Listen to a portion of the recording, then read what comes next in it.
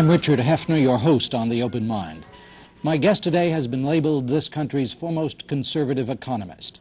Milton Friedman of the University of Chicago, of Newsweek magazine, and of wherever it is that persons of brilliance and concern gather to discuss the fate of individual liberty in the midst of ever-expanding governmental responsibilities.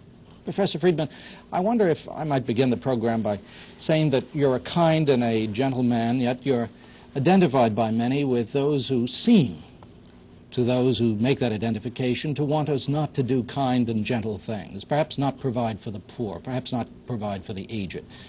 And I wonder how you'd reconcile these phenomena and whether you feel that it's fair to characterize you as a conservative economist. Well, let me start at the end of that first.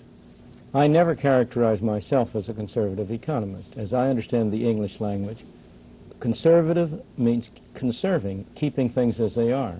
I don't want to keep things as they are. The true conservatives today are the people who are in favor of ever bigger government. The people who call themselves liberals today, the New Dealers, they are the true conservatives because they want to keep going on the same path we're going on. I would like to dismantle that. I call myself a liberal in the true sense of liberal, in the sense in which it means of and pertaining to freedom. Now that brings me to your second point. One of the great mistakes is to judge policies and programs by their intentions rather than their results. We all know a famous road that is paved with good intentions. The people who go around talking about their soft heart, I admire them for the softness of their heart. But unfortunately, it very often extends to their head as well. Because the fact is that the programs that are labeled as being for the poor, for the needy, almost always have effects exactly the opposite of those which their well-intentioned sponsors intend them to have. As an example, what are you referring to? Let me give you a very simple example. Take the minimum wage law. It's well-meaning sponsors. There are always in these cases two groups of sponsors. There are the well-meaning sponsors, and there are the special interests who are using the well-meaning sponsors as front men. You almost always, when you have bad programs, have an unholy coalition of the do-gooders on the one hand and the special interests on the other. The minimum wage law is as clear a case as you could want. The special interests are, of course, the trade unions, the monopolistic craft trade unions in particular. The do-gooders believe that by passing a law saying that nobody shall get less than $2 an hour or $2.50 an hour or whatever the minimum wage is, you are helping poor people who need the money. You are doing nothing of the kind. What you are doing is to assure that people whose skills are not sufficient to justify that kind of a wage will be unemployed. It is no accident that the teenage unemployment rate, the unemployment rate among teenagers in this country, is over twice as high as the overall unemployment rate. It's no accident that that was not always the case. Until the 1950s, when the minimum wage rate was raised very drastically, very quickly, teenage unemployment was higher than ordinary unemployment because, of course, the teenagers are the ones who are just coming into the labor market. They're searching and finding jobs, and it's understandable that on the average they would have be unemployed more. But it was nothing like the extraordinary level it has now reached. It's close to 20%. Why?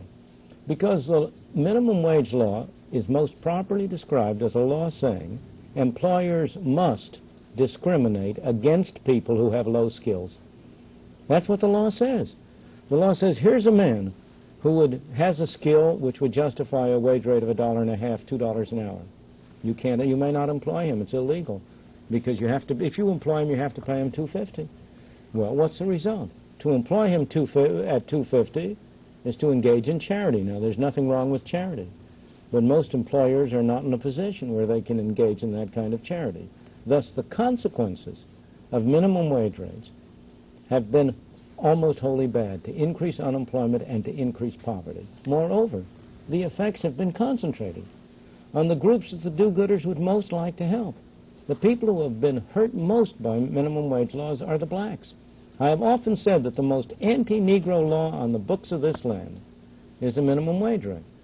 And so I think the real answer to your question is that you must not judge a bottle solely by its label. You have to look at what's inside and see what the law or the measure produces. If one looked at the label, though, and perhaps one of those government regulations that you would look askance at is that we look at labels. If one looked at the label and identified the objective of minimum wages, are there no positive, legitimate objectives achieved by minimum wage? None whatsoever. In my opinion, there is absolutely no positive objective achieved by minimum wages. Its real purpose is to reduce competition for the trade unions and make it easier for them to maintain the wages of their privileged members higher than the others. And again, go back to my earlier point. Is there any group in this country that has been more discriminatory in its effects than the trade unions? It used to be at one time, to take this point of yours, Father, you and I are both old enough to remember that it used to be lèse-majesté to criticize trade unions. The trade unions were on the side of the angels. And it was an automatic conditioned reflex on the part of any intelligent, well-meaning man. If you said trade union, good. That's changed. And desirably it's changed. Why has it changed? Because the harm which they do has become so absolutely obvious and patent that even the most innocent and naive of well-meaning people, he may still have a warm feeling in his heart for labor, but he no longer makes a mistake of equating labor with labor unionists. Do you feel this way about other aspects of social legislation that designed to protect the aged, the sick, the needy? I have often, in talking to audiences, especially liberal audiences, offered them a challenge. I have said, I challenge you to name me a single social measure which has accomplished its intended objectives rather than the opposite, which has not done more harm than good, and that includes Social Security. Social Security, the objective is fine, again. And again, the objective of the minimum wage law is fine. I approve it. What I'm objecting to is the means by which it's done. But the objective of Social Security is fine. But what has it in fact done?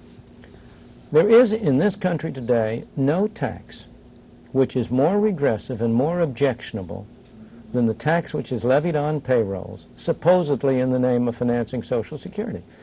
No, the most fantastic piece of Madison Avenue salesmanship that has been done in the 20th century has been the brilliant stroke of linking together a regressive payroll tax with a bad system of welfare payments, calling the two Social Security and selling them as if they were a bundle.